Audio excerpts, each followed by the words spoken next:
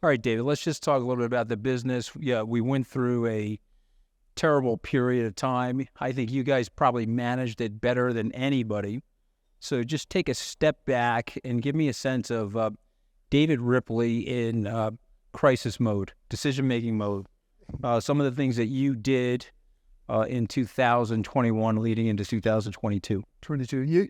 It's a great question, and I'll tell you, the past 18 months have not been without a few sleepless nights here and there. It's definitely been every crypto environment, every cycle, whether it's a bear market or a bull market, it frankly brings a lot of intensity. I mean, when the bull market hits, it's all about how do we serve 10x more clients than we served yesterday. And, this particular bear market that you just referenced was actually interesting. Going into this bear market, I was like, I've been in crypto since 2013. I was thinking about this coming into the previous bear market. I was like, you know what? We got this shit. I'm like, I've done this several times before. We know how to do this. And boy, was I wrong. Like, I was completely wrong. This particular previous cycle brought a whole host of different challenges that that we didn't really face before, primarily on the U.S. policy side with the SEC and this chaotic, regulation by enforcement and so forth. Is really what we battled through, not to mention choke point 2.0. And you know what? It wasn't, we weren't successful without a lot of work, both during that period and frankly, the work that we did leading up to that period. So setting the foundation that we built Kraken upon was really critical. I want to give you a hypothetical. Let's say I could get you everything you know about the industry, all the different cycles you've been through, the good players, the bad players, and I could get you in the room with 3 or 4 people that had major regulatory influence in the United States. What would your messaging be to those people? I think we go out with a couple of different messages to the government regulatory community, particularly here in the U.S. The first is Kraken has a significant business globally. And we have a huge business in UK, Europe, Canada, Australia, and then the U.S. as well. But the U.S. is the minority of our total business. So I've been traveling to D.C. and interacting with them for multiple years now, but also doing the same in the UK and the same in Europe and so forth. And so we've kind of seen these other countries evolve. And the main message is the U.S. is right now, today, largely being left behind in a lot of different ways, given the approach that we've seen here over the past year and a half. And so that's usually message number one is like, hey, typically, if you go to any technology sector the U.S. has led, if you look at what's the marketplaces, Airbnb, Uber, we led. Previous to that, social, all the big social companies here, Facebook and Twitter and so forth. Back before that, search, e-commerce, it's all been led. Crypto is the first industry where the U.S. has not been the focal point, has not been the absolute clear, undisputed leader. And there's probably a handful of reasons for that, but certainly one of them is the position that kind of U.S. government is lagged on here in the U.S. And so that's message number one. And then I think, message number two is really about, the flip side of that. What is the world and the benefits that we do see from crypto? How meaningful is it for individuals, businesses, and innovation? And those are really the two things that we need to land with this group. I think one of the, fortunately or unfortunately, I've been spending a lot of time on this, and I think they're concerned because there has been fraud in the industry. They have taken the position of being on defense for America as opposed to playing offense and focusing on the good players, the good actors, and so forth. So I guess what I'm looking for, and the reason why I'm asking you this is we need more magic bullets with them, meaning we need them to see the industry the way you and I see the industry, or the people that are doing well. There's this great book called Taming the Street, which is a history of how the SEC got formed. And one of the big things that happened was they went to the industry, said, okay, tell us who the bad actors are.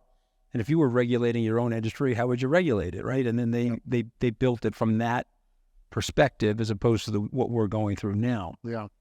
I think you're spot on. I mean, that's part of the story. Like, look, there is a better path for these individuals and consumers than what we see right now, right? I mean, there is a path, and yes, lo and behold, if you're gonna take custody of crypto and be responsible for protecting someone else's assets, like, okay, at the end of the day, we know that's going to be regulated. It is, and putting in place a responsible structure such that it minimizes loss of funds and so forth is really important. So I do think like the end outcome, if that's really what it everyone's concerned about, there's a way to accomplish that.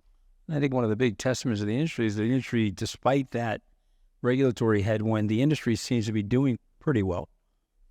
Since the bear market, right? There's been a lot of price activity.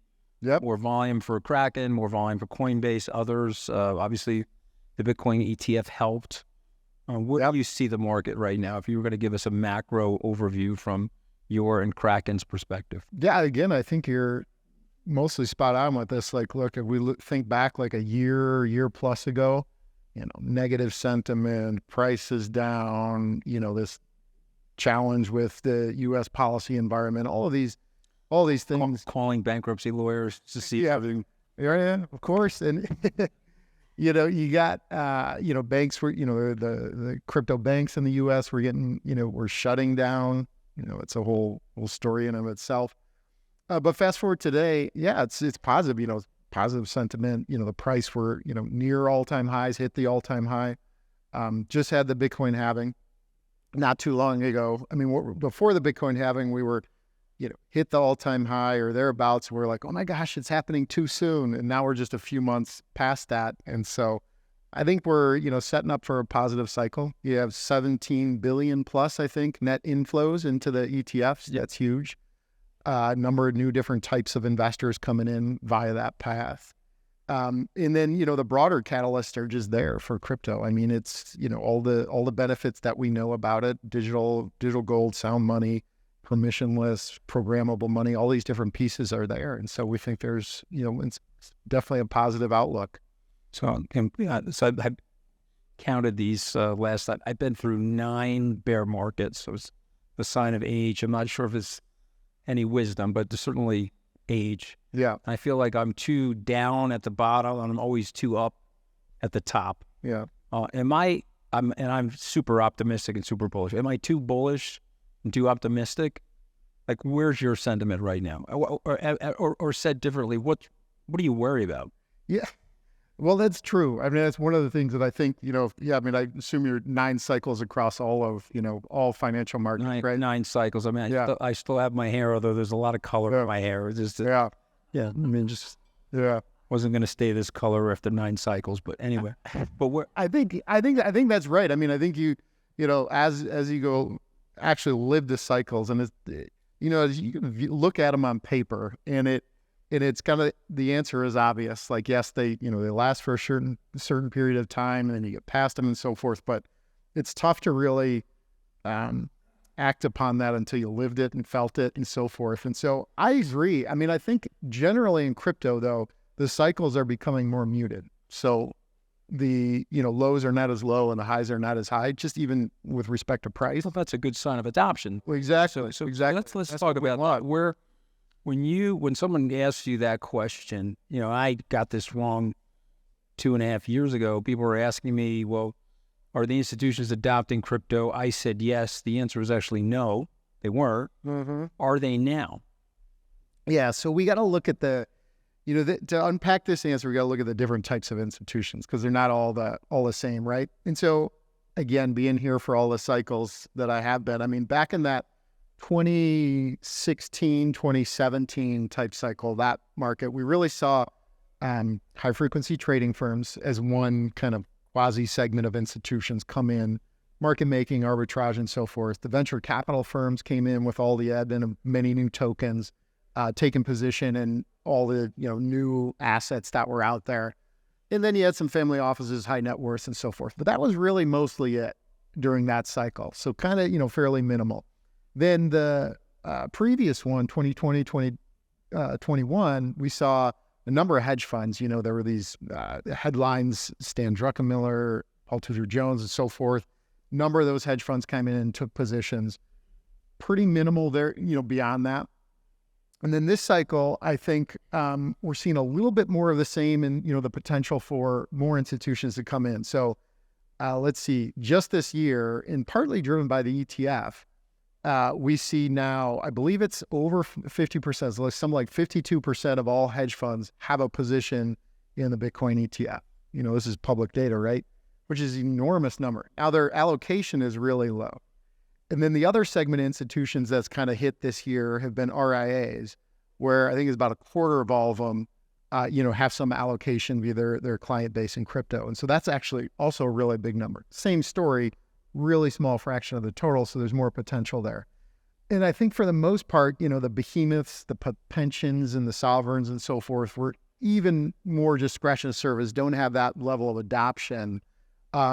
Wisconsin Pension Fund, I think, was, maybe one of the standouts there, but it's even less so. So I think like each cycle, we kind of are now seeing a different set of segments of institutions adopt. When you think of the big institutions, and so I would define those as pension fund investors, endowments, large international sovereigns, where do you think those are? I think just really just nascent, scratching the surface as far as how they're coming in. I think, like I said, there's really only a handful of examples here. This is obviously big money. They lean more conservative than, for example, a hedge fund or certainly a high-frequency trading firm. And so whether we start seeing more meaningful adoption this cycle is a question, but I would honestly lean towards, over the next 2 years, I would lean towards yes, that we're going to start seeing some incremental adoption among those segments. About Kraken for a second. We are 2/3 of the way through 2024.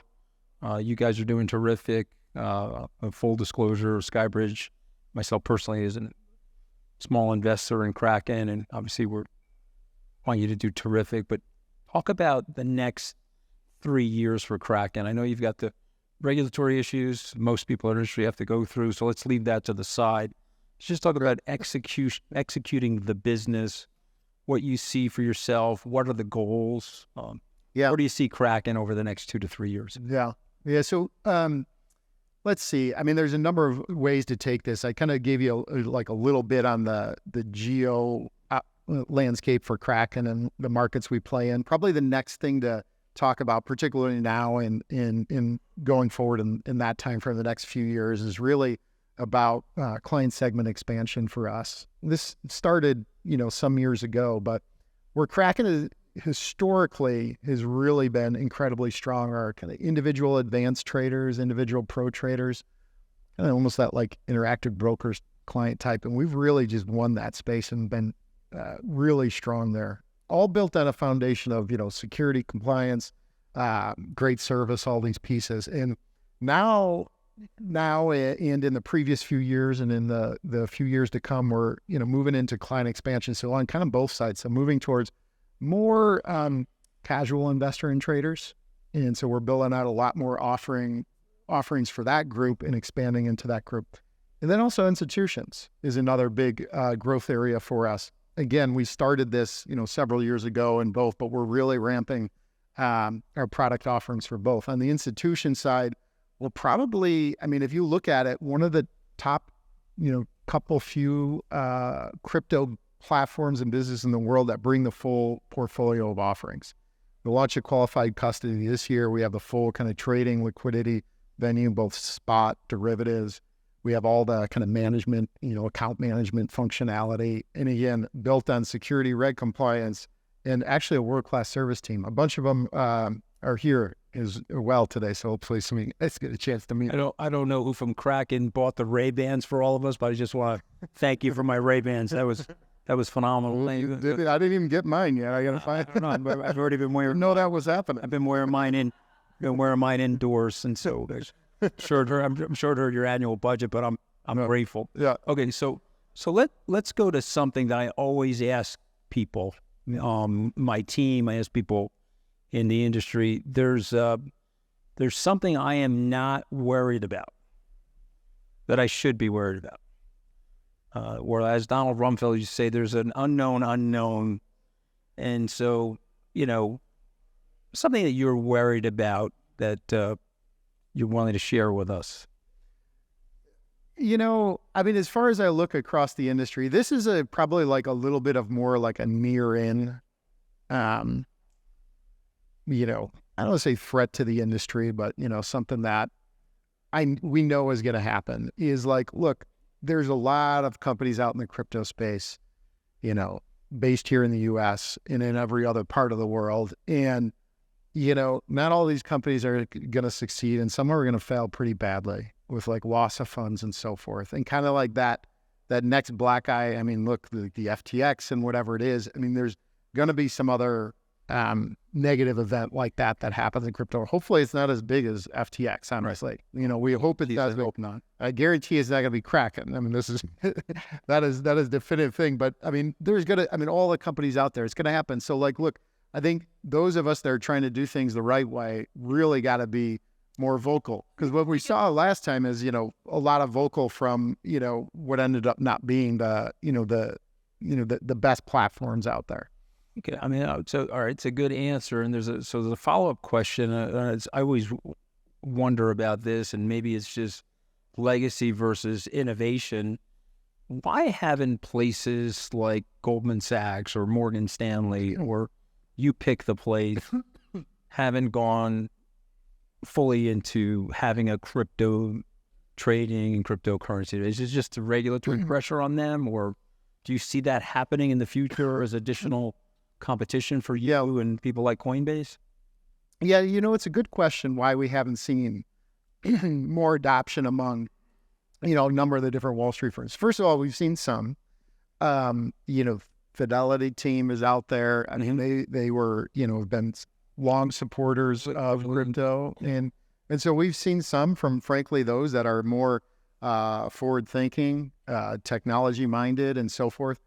I think the institutional side, they're, on the sell side, if you will, the big banks, the institutional brokerages, they're creeping in. They kind of creeped in last cycle and they pulled back.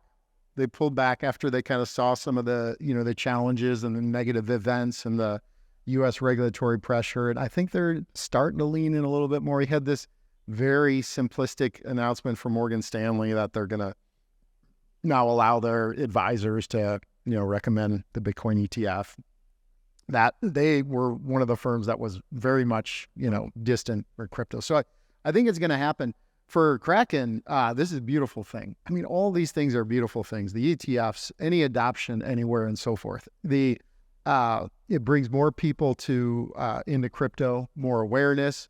Our mission is to grow the adoption of crypto. So from that standpoint, it's, fulfilling our mission. So I'm going to ask the other side of the question, and then we're going to walk off the stage. But let me ask you this question, and I'll answer it first. What is the positive thing that you're seeing, perhaps other people are seeing? So for me, because we do a lot of business in the Middle East, I would say the sovereigns in the Middle East are quietly buying Bitcoin. They're not going to announce it, of course. Yeah. And they're scaling into it probably with a greater degree of confidence than I would have guessed even 3 years ago. And I think you'll see, meaningful positions for many of the sovereigns in the Middle East, which I think as that news unfolds, I think it'll be very positive for the industry. So that's mine. What's yours? Well, just to give us a little variety here, I'll go to the DeFi story, actually. This, DeFi and DeFi networks really came about. What was the summer of, the summer of DeFi back in 2020. And, it might not actually receive quite as much, attention in some ways, but this entire ecosystem of DeFi, lending networks, decentralized exchanges continue to grow even through the bear market, increasing share of the total. And so I think that whole on-chain world and really the promise of crypto is going to continue to grow. And that use case was new back then, and it's maturing now, and it's going to continue to mature and grow in adoption. I think that's like a big one. All right, I'm going to give you the last word. I haven't asked you something that you want to talk about. What is it? Oh gosh, that's a good one. We talked about a lot of different things here. I think, look, I I think from Kraken's standpoint, I think maybe go back to the the optimism for the industry, and both probably what I'll go towards is the kind of the Kraken mission and what we see as the value of this whole industry. And it really is about freedom, innovation, individuals being able to have a seat at the table, financial inclusion, and all these like really noble end goals that I know will be realized by crypto, and it's really just a matter of time. And so that's kind of the real big picture of why we're here and why we do what we do. Okay, ladies and gentlemen, David Ripley. David, thank you so much.